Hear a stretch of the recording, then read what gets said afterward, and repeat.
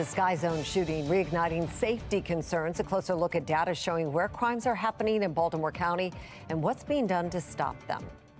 A week of violence in Baltimore City leaving residents on edge. Why some residents are saying anybody can fall victim into crime, it seems.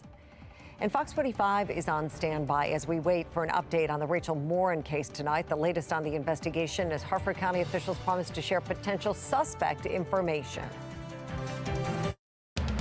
Live from WBFF in Baltimore, this is Fox 45 News at 6.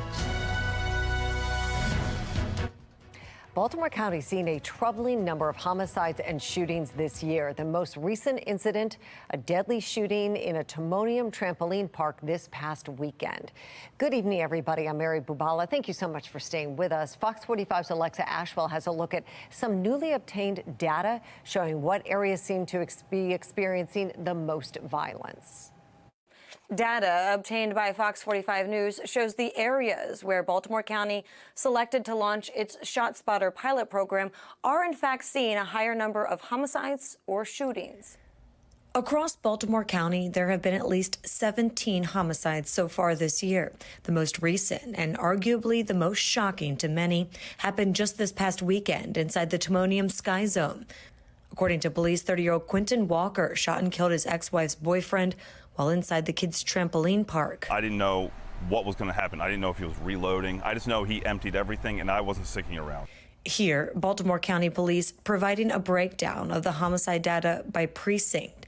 It shows so far this year, the Woodlawn precinct is leading the county with 5 homicides, followed by the Wilkins and Essex precincts, both with 3 homicides. Wilkins and Essex precincts are also at the top when it comes to non-fatal shootings. The data shows 44 people have been shot across the county in non-fatal shootings so far this year, about the same number compared to this time last year. The Wilkins and Essex precincts totaling 8 non-fatal shootings each. The data, law enforcement expert Jason Johnson says, lines up with why Baltimore County Police likely chose the Essex and Wilkins precincts to launch its ShotSpotter pilot program 3 weeks ago. They would probably be looking at their shooting data. What districts do they have areas that could most benefit from ShotSpotter technology? So you would only invest ShotSpotter technology in areas that you've experienced a high number of shootings. ShotSpotter is the audio sensory technology that detects, locates, and then alerts police of gunfire. It's used in many larger cities, including Baltimore City. ShotSpotter technology and even its competitors have shown to be an effective way to alert law enforcement early when shots have been fired and not wait for a 911 call to notify them. And sometimes that 911 call never comes. Johnson says it's a useful tool, especially as gun violence continues. So I think it is effective. I don't think it's an end-all, be-all. I don't think it solves it doesn't completely solve any problem, but I think it's one of many, strategies that can be used to assist in the investigation of shootings. We also received some data regarding juveniles. Out of the 44 people who have been shot in non-fatal shootings across Baltimore County so far this year, we're told 8 are juveniles. In addition, there have been 3 juvenile homicides. Alexa Ashwell, Fox 45 News. Nearly 2 weeks after her body was found in Harford County, we are expecting to get new details on the investigation into the murder of Rachel Morin. The Harford County Sheriff's Department set to hold a press conference with new information later tonight at 7:30. Here's what we know so far. A press conference was supposed to begin at 4 p.m. for an update in the case. The Harford County Sheriff's Office saying they said they wanted to present, quote, important potential suspect information. Right now, it's unclear whether that means it's news of a suspect arrested or information related to who they may be looking for. However, the Sheriff's Office tweeted shortly after 3 that the news conference was pushed back to 7:30. No explanation was given. Fox 45's Keith Daniels is standing by waiting for that press conference to start. He will be bringing us the latest updates tonight on Fox 45 News at 10. vaccine, there has been a sense of unease across much of the Bel Air community ever since Rachel was killed 11 days ago. This week, it was announced surveillance cameras will be placed on the Ma and Pa Trail, but some are still looking for more to feel confident being out in their community. This week, an Edgewood man decided to do something about it. Harvey Betts owns Betts Defense Training. He's a combat veteran and retired police officer, and he posted on Facebook announcing a free self-defense course in Harford County. He says the post took off, garnering hundreds of reactions and comments in just 2 days. That's exactly what the criminal is looking for, is an easy victim. And if you are in your zone, zoned out on your phone in front of you with your earbuds in, you're not aware of your surrounding. This is the best way that I can think of to help someone who has no self-defense background. Betts says there's been such high interest in these self-defense classes, he's scheduled 2 more free sessions next week. Another deadly shooting overnight. Just after 11, officers responded to a scene in southwest Baltimore. A woman was shot near West Baltimore and North Schroeder Street. She was pronounced dead at the scene. Anybody with information should contact Baltimore police. And this year, 173 people have been killed in Baltimore. 421 have survived being shot. And while those numbers are down from last year, residents tell Fox 45 the high level of violent crime making it difficult to feel safe in their own neighborhoods. Well, this week there has been a string of senseless violence striking innocent victims, from shootings to a deadly hit and run. Fox 45's Rebecca Pryor breaks down a series of traumatic incidents that have some residents looking to escape the city's crime. Yeah, some residents we're hearing from say they no longer feel safe living here, whether it's going for a drive or just going for a walk. These circumstances show anyone can fall victim to Baltimore City crime.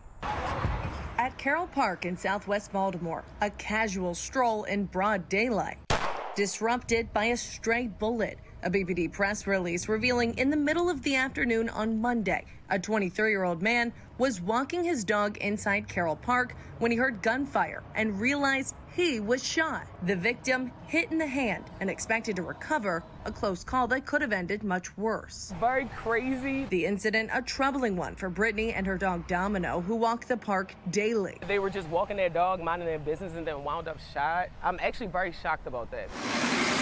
Just up the road in northwest Baltimore, another innocent victim struck by senseless crime. 88-year-old Barbara Logan losing her life in a tragic hit and run after another driver ran a red light. Police still searching for the person responsible. I heard this bang. The deadly collision overheard by 87-year-old Clarence Hall. There's so much stuff going on in the city. Who believes random crime in Baltimore City is becoming all too common. That's the problem I got. How come there's so many guns out here? And over the weekend, a string of street racers shutting down traffic and disturbing residents living along North Avenue in Mount Royal. The sounds of donuts and burnouts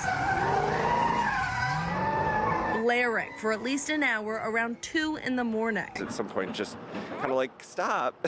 It was so loud. One person living nearby who asked we not identify them. It kept me from feeling at peace and at home. Claiming this is just the latest incident stripping their sense of safety. Are you planning on leaving Baltimore City? Yes. Yep, absolutely. And what's brought you to that decision? My safety, the safety of my dogs, the quality of life. And for all 3 of those incidents, BPD has not made any arrests. In Baltimore City, Rebecca Pryor, Fox 45 News. A representative for the Baltimore residents suing BGE speaking out tonight, saying a request from the Maryland Public Service Commission is a win for those who don't want external gas regulators. The chair of the Public Service Commission requested that BG&E stop all installations until they issue their guidance and their order. So the good news for Baltimore and beyond, for the entire service region, is no one is supposed to be getting external regulators, period, until the Public Service Commission issues its guidance. The Public Service Commission held a hearing this week over the controversial regulators. A group of hundreds of Baltimore residents has been pushing back on external regulator installation around the city. The group saying they are unsafe, will cost residents more money in the long run, and will damage historic buildings.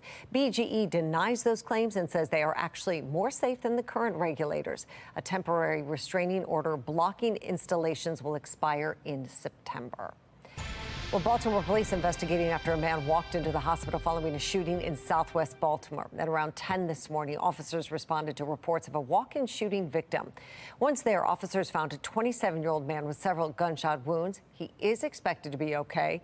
Police believe the shooting happened on South Bruce Street. Anybody with any information is asked to call police or submit an anonymous tip through Metro Crime Stoppers. New calls to impeach President Biden. But why do some Republicans think that's a dangerous move? I'm Scott Thuman in Washington to explain. And I am tracking a little weather maker tonight. It's here right now, cutting through the Midwest. You can see some showers with it. I'll explain exactly when it arrives here and what it means for our hot temperatures in a couple of minutes on Fox 45 News at 6.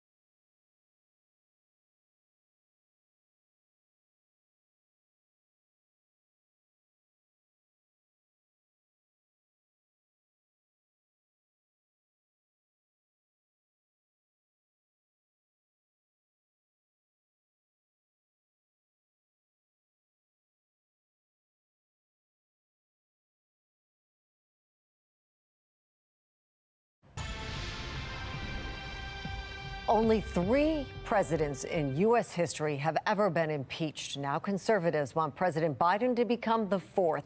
They're demanding the House of Representatives move forward with the process soon. Sinclair Chief Political Correspondent Scott Thuman joins us live from D.C. with a look at what's behind this movement. Scott, good evening.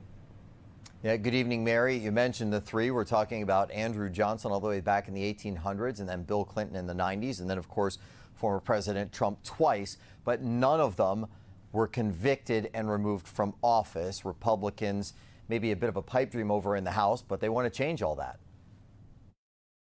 For Donald Trump, it's been a difficult year to say the least. This week, suffering his 4th indictment, the threats to his 2024 hopes and his physical freedom piling up. Trump's super PAC going on the attack, trying to shift suspicion to the current president. Your brother, grandkids, even nieces and nephews got paid from foreign deals. Your family and their cronies raked in over $17 million from these schemes. The anti-Biden barrage pushed by organizations like the Conservative Action Project in this new letter, now calling on House Republicans to open an impeachment inquiry against Biden as soon as they come back from summer recess.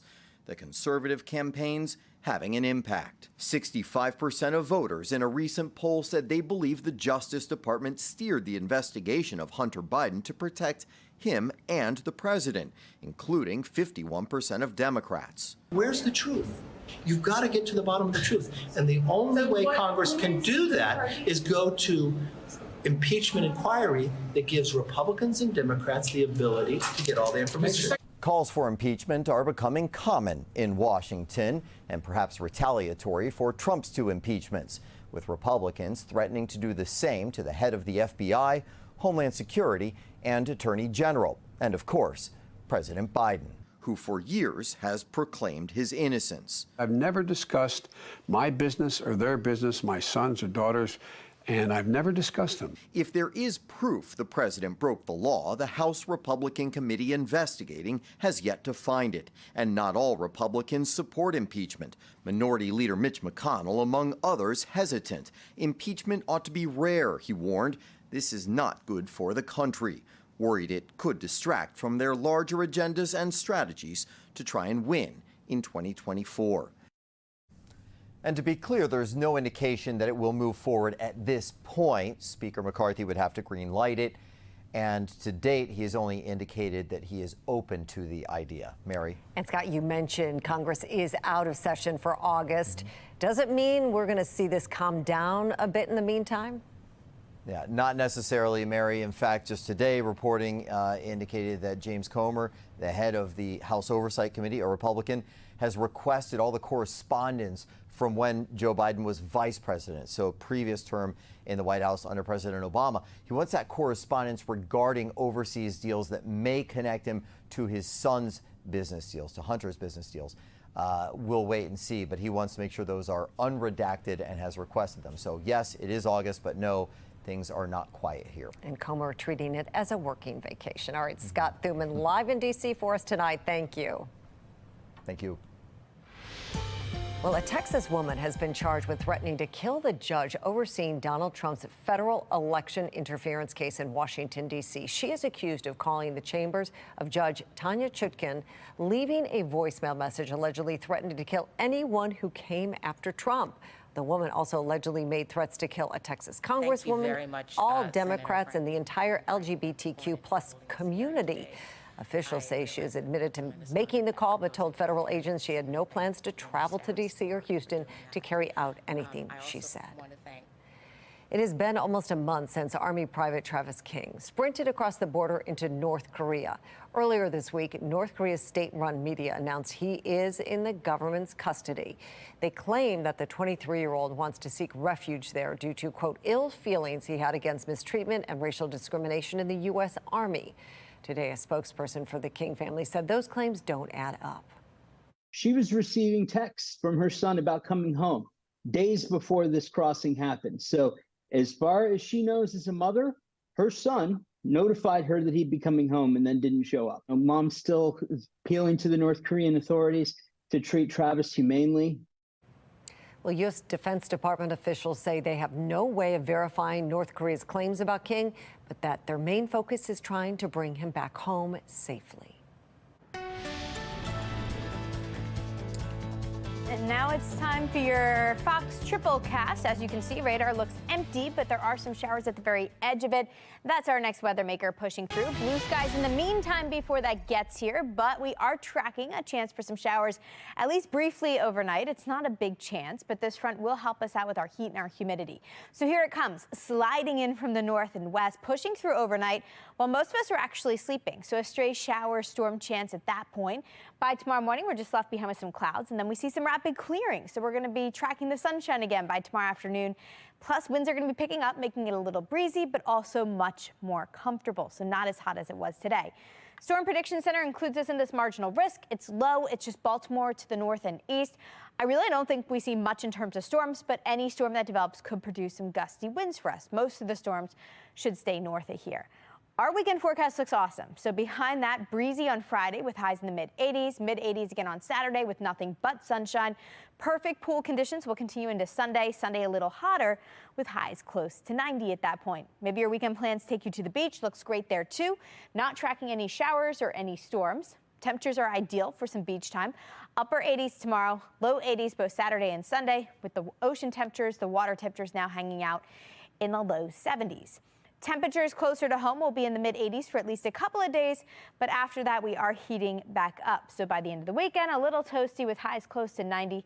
Mid-90s return on Monday, and then upper 80s will follow starting on Tuesday. But for the 5-day stretch, no real rain chances and no real rain chances in our 7-day forecast. So we've got sunny skies through the weekend. Early next week also looks pretty quiet. We'll be in the mid-90s on Monday, so that's the hottest day of this stretch. But after that, temperatures are closer to normal and no chance for rain Tuesday, Wednesday, or Thursday. Now, in just a couple of minutes, we'll take a look ahead at your exclusive 10-day forecast, and I'll let you know when showers and storms finally return. Weather Window, presented by the National Weather Desk. This is Hillary. Before it strengthened to a hurricane in the eastern Pacific, those flashes you see are the lightning inside the storm. Wildfires in Canada are still burning, and the smoke rises high in the sky.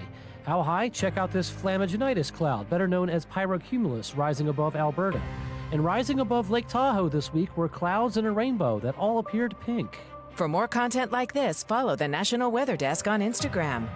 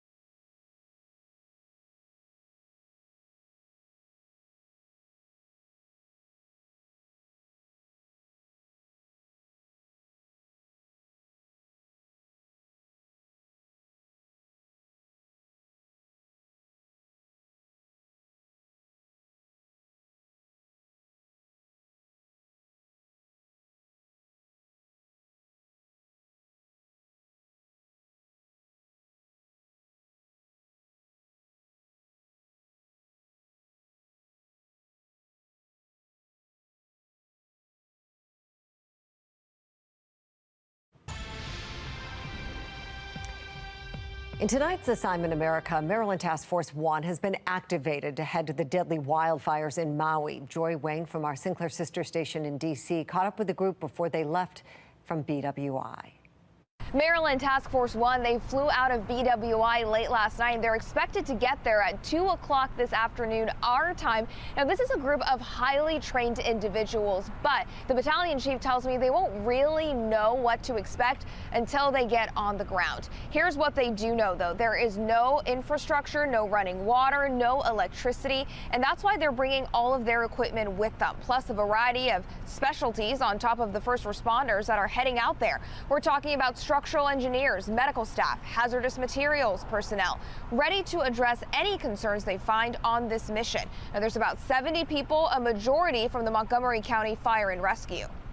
Everybody's going to work until they're told to stop, and that's kind of the philosophy. They carry in everything, they work for a period of time, and then they take a break, and then they're eager to go back and do the job.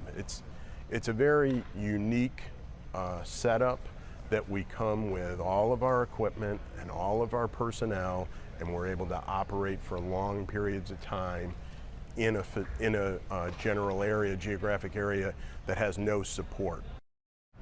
The battalion chief also tells me that when it comes to preparing for something like this, there's also a focus on mental health, and there will be programs available for the team when they're back. In Southwest, Joy Wang, back to you.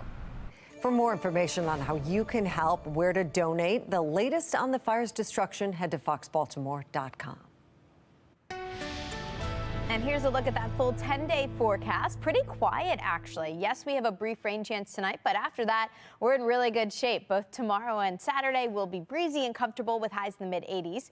We are back up to 90 degrees on Sunday, and by Monday, it's still going to feel like summer's in full swing. Mid-90s at that point. After that, pretty quiet for the second half of the week, actually. Tons of sunshine with highs near normal and in the upper 80s, and it looks like that trend will actually take us all the way through the 10-day forecast through the end of next week and heading into the following weekend, too. Amy, thank you. Well, finally tonight, the Maryland Zoo is sharing just how they let their animals age gracefully. Take a look at this. The zoo sharing this photo of their 51-year-old chimpanzee, Joyce. They say during a routine physical, she was diagnosed with hip arthritis. So to help, the zoo came up with a physical therapy routine designed just for her that she does every single day. So far, the zoo has seen her range of motion and her energy levels improve. They say while she doesn't swing and climb like she used to, she is feeling a whole lot better. Joyce, I feel your pain. That's all for Fox 45 News at 6. Family Feud's next. We'll see you back here after baseball tonight. Have a good night.